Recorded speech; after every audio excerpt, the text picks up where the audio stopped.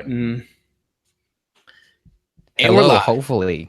Evan, we are live on Facebook and YouTube. We're doing a quick little midday Q&A to kind of satisfy our audience's insatiable appetite for information. How's your Yes. midday doing, Evan? Oh, it's really good. I put up a YouTube video yesterday on blue light, and a lot of people are telling me that it's a fascinating topic.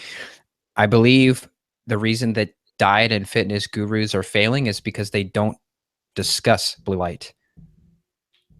Oh, absolutely. I think blue light's a big one, man. At night, I do a lot of the orange color glasses to kind of help. The big thing is at night, I typically wear like actual glasses when I watch TV and relax because I don't want to squint and I kind of have some night vision issues. So I do wear some glasses at night. So I got one, I forget which brand it is.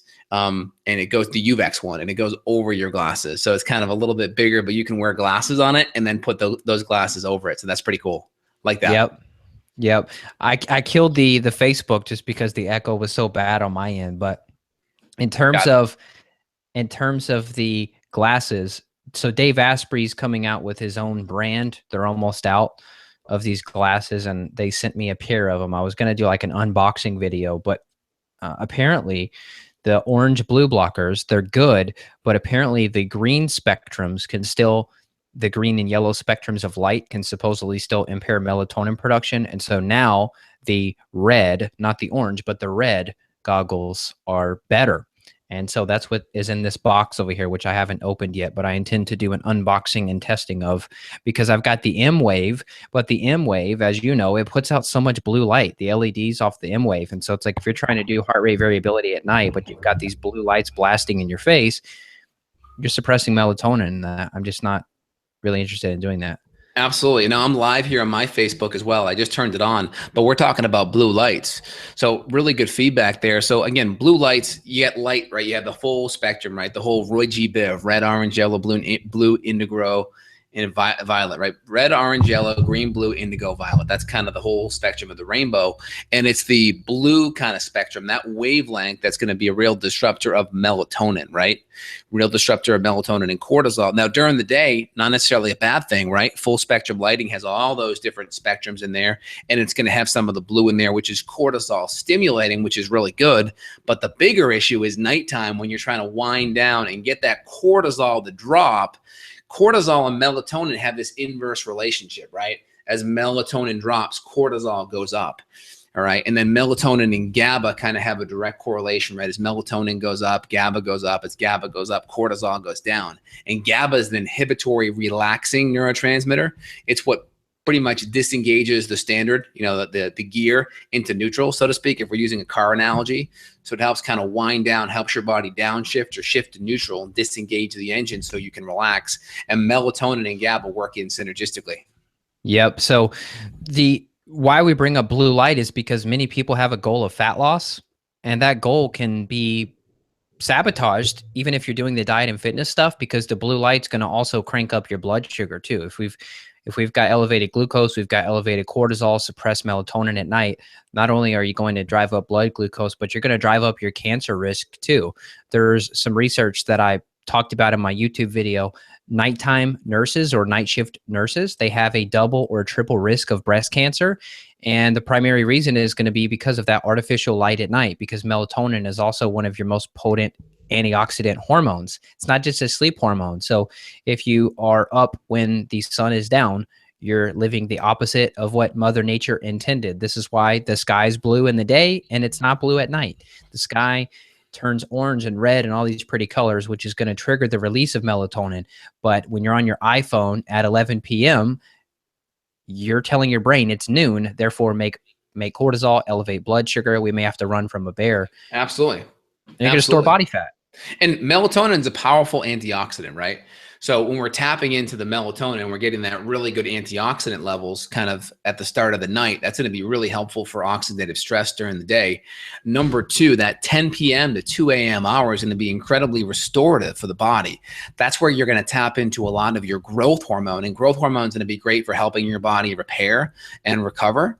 It's also going to be helpful if you're working out and exercising during the day to build up that muscle and that ligamentous tissue and that cartilage and that connective tissue. issue. Here's the big issue. If you're exercising a lot, if you're doing a lot of CrossFit and exercise during the day, but at the same side, you aren't tapping into the good restorative sleep at night, you're going to start getting more sore, more achy, and you'll start getting more fatigue from your exercise. So it's really important, right? Rest hard, work, I should say work hard, rest hard, play a little, right? So you don't want to doing too much stuff at night and then making your weekend so stressful on the alcohol and bad food side of the fence, where you're screwing up your sleep and you're not getting that natural growth hormone, which is going to be so important for recovering from your workouts. Totally. Well, I've got firsthand experience with this. If people are listening with fat loss or muscle building goals, when I worked third shift in college, my muscle, Yeah. I basically stopped producing muscle. Like I was easily building muscle. And then once I started working third shift, I was literally, no matter how hard I lifted or how much protein I ate, I could not build muscle. And I believe it's due to the impact of third shift. I had a terrible circadian rhythm, and I was likely not producing the optimal growth hormone. Absolutely. I think that's a big, big issue with a lot of people. Now, what are the big sleep aids for you, Evan? I like herbs. I'm a huge fan. Passion Yeah. flower is great.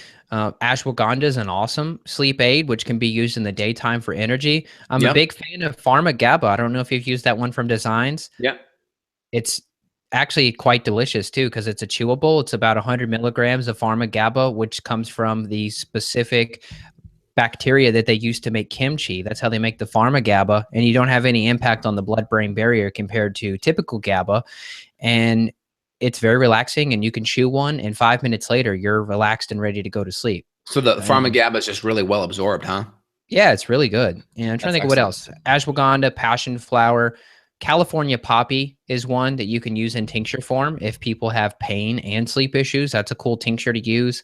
And I had another one in my brain. Lemon balm is a good one, and chamomile tea. I love chamomile tea. I mean, I'm liable to drink that 2-3 nights a week, just a cup of chamomile tea. You can get probably close to 1,000 milligrams of chamomile flower in a tea form. I like the brand Traditional Medicinals, and it's so yummy. There's nothing better. I like it. I like it. Let's go hit some of the questions here on Facebook, or on YouTube, I should say. So off the bat, do you recommend taking a protein fasting day kind of as a reset?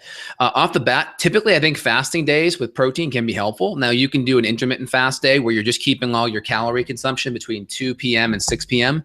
The key is you want to keep your calories the same. Now, again, that can be helpful. Again, these things punctuated can be great. If every day is an intermittent fast day, I'm not a huge fan of it, just because of the fact that your body runs on nutrition. And if you're not getting enough nutrients, then that's a bad thing. But if you're intermittent fasting and you're keeping the calories adequate, that's good. Number two, if you have blood sugar issues, you need stronger adrenals to really do a good fast. And I get the fact that you're in ketosis, but there's also some gluconeogenesis, which runs on cortisol.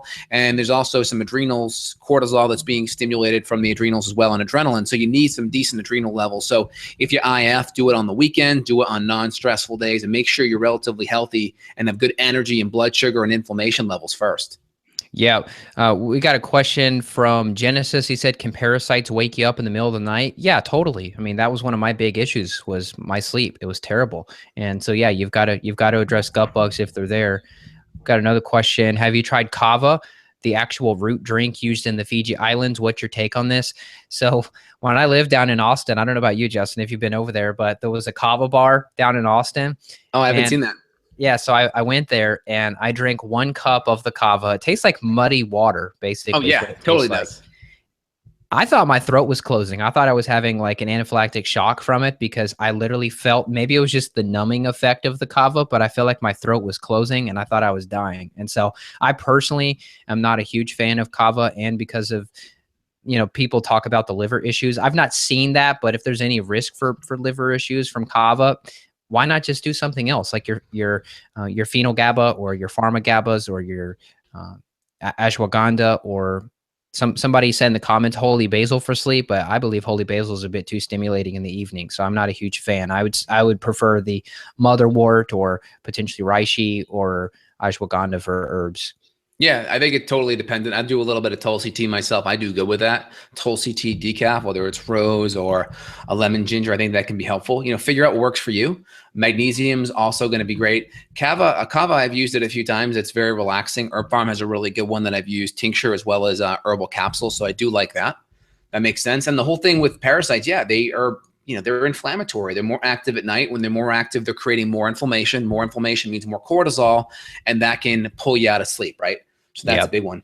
Yeah. One question here: when one has an ovarian surgery, less than 1.5 ovaries, is it mandatory to take hormone replacement? My progesterone is so low. That's from Diana. I would off the bat want to test your levels and see where you're at. And I'd want to put you at a optimal level per your age. And again, if you're having sleep issues, progesterone's a GABA chloride channel opener. So it's going to help open those GABA chloride channels. That's why progesterone is so relaxing. So if you do have low progesterone because of the ovarian issue, it could also be affecting sleep. How would you want to test her? Give us some details on that. What would you do? I'd either do the Dutch Complete or a 205 CAR, cortisol awakening response. I'd want to see how the adrenals are doing, because the adrenals are going to be producing a significant amount of progesterone as well. And the more your adrenals are pulling from progesterone and making it into cortisol, or the more your adrenals just aren't producing enough sex hormone output, that's going to affect you. So if you have less glandular tissue to make the hormone, you want to make sure your adrenals are coming to the table with enough output. What was her name who asked that? That was Diana. And my advice to Diana would be, in the meantime, while she's waiting on getting some testing run to figure out those levels, she could still be doing some basic adrenal support now. Yeah, some adaptogens. Yeah. So Shijandra, your reishi, your ashwagandha, your rhodiola, your holy basil, it's best to kind of read and do some research first before you start just guessing and checking with herbs, but that could help you while you're waiting on figuring out your actual levels. Yeah. And also chase tree, at least 1 gram a day, is also helpful. And then even some, work with a functional medicine professional, but some glandular tissue for the ovary can be helpful. Because if you have half of that gland left, you'd be surprised. Sometimes it can grow back. I've seen it with the thyroid a lot. Really? I've seen it with the thyroid frequently, but that tissue will literally grow back, and people will have to have it removed twice if they're doing it because of a thyroid cancer issue. So you would be surprised. I mean, like a liver, right? You give someone a liver transplant, it's that you just need this much and it will literally grow back.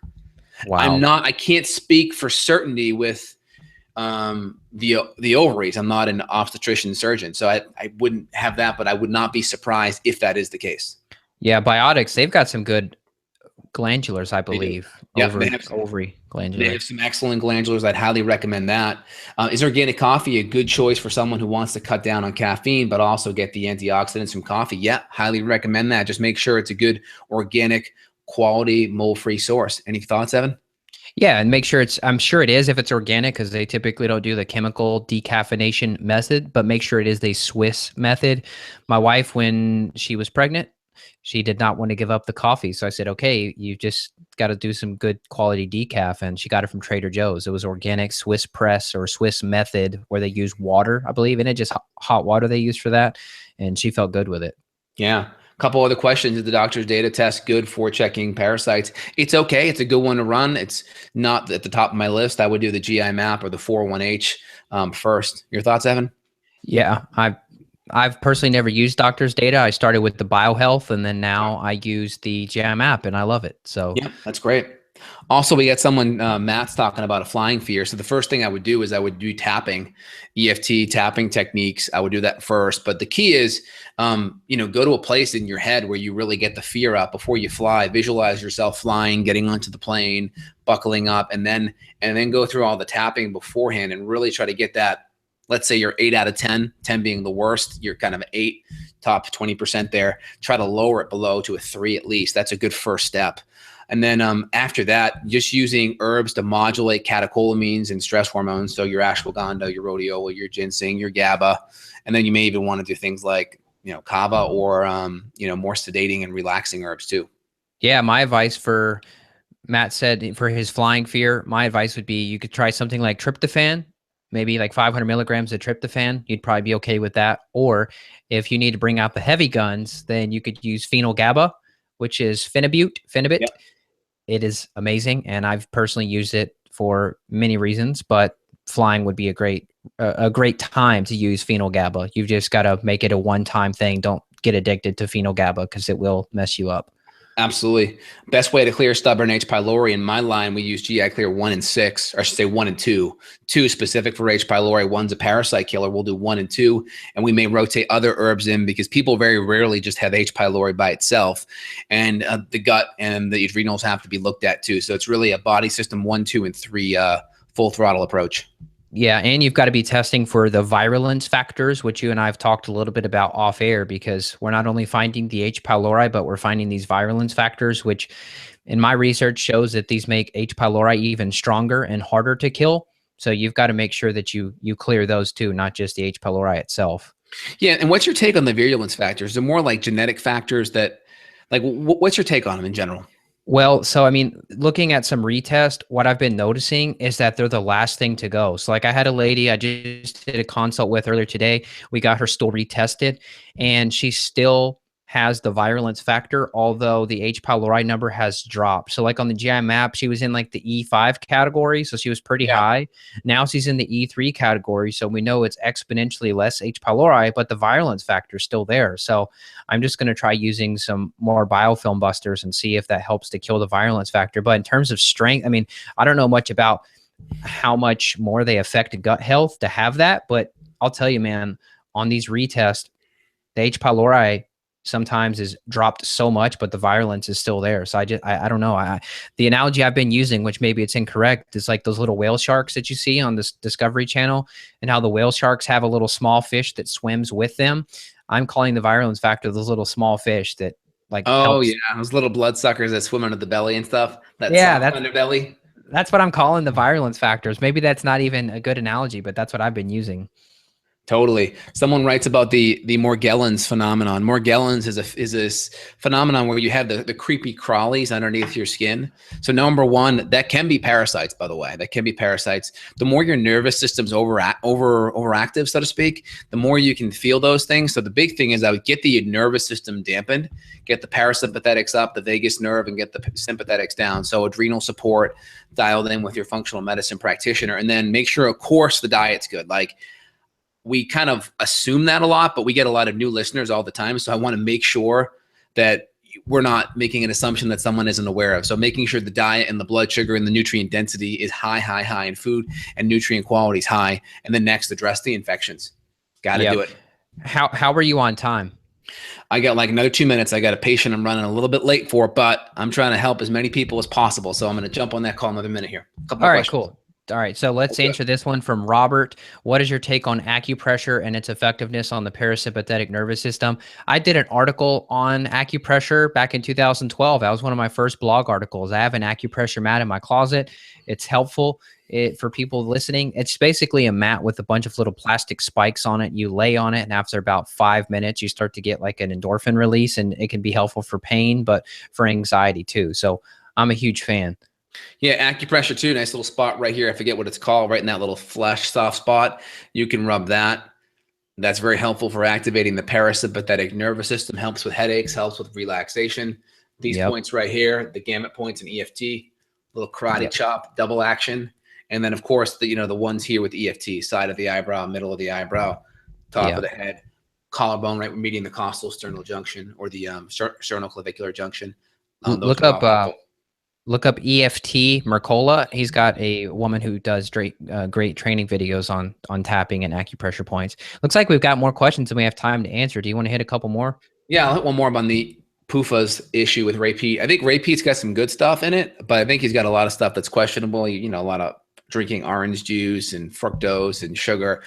For a lot of people, I don't think that's a good idea. I think some of the polyunsaturated fat stuff, I mean, if you do too much of it, if you're eating good quality, like real salmon, real tuna, those kind of things, I think you're okay. If you're going high on the fish oils, higher than two or so grams, you got to be careful. Make sure it's super high quality. Make sure it's triglyceride form. Make sure it's not oxidized. Typically, the good companies will put a little bit of antioxidant in there to stabilize it, whether it's rosemary or vitamin E. And then if you're doing higher than 2 grams, you want to have some extra vitamin C or antioxidants on board to stabilize that cell membrane so you don't get lipid peroxidation, which is basically the outer cell membrane starts to become a free radical magnet, if you will. Well said. Deborah asked, how does one test for infections? Justin and I use a variety of different lab tests. You could check out his store, justinhealth.com. And you can look into lab testing, my site too. We've got some various tests on there, stool testing, organic acids, the adrenal testing, some of our foundationals that we run on every new client. Also the podcast too. We did a whole bunch of podcasts on this. You kind of want to roll up your sleeve and dig into this information a little bit deeper than just a quick little Q&A like this. Yeah, we've got hundreds of hours of free stuff. So look up our websites and look at the podcast. We got last question here. Joshua, can you explain why matcha is recommended as a coffee replacement? Still seems high as far as caffeine content. Is it too much for someone looking to lower caffeine consumption? Well, I drank matcha this morning, and it's, depending on what source, maybe like 40 milligrams of caffeine, but you've got the balance of L-theanine in there, which is going to help prevent the overstimulation. So for me, it is a safe recommendation just because of that. Yeah, and I think it's definitely lower in caffeine than coffee. So, and then if you have an allergenic reaction to coffee, I mean, of course, doing matcha is good, or you can even do the green tea is another good option as well. Yeah, I just like matcha. It's a bit stronger, and I notice a cognitive boost when I do it. I just like hearing you say it, man. Matcha, Matcha. matcha.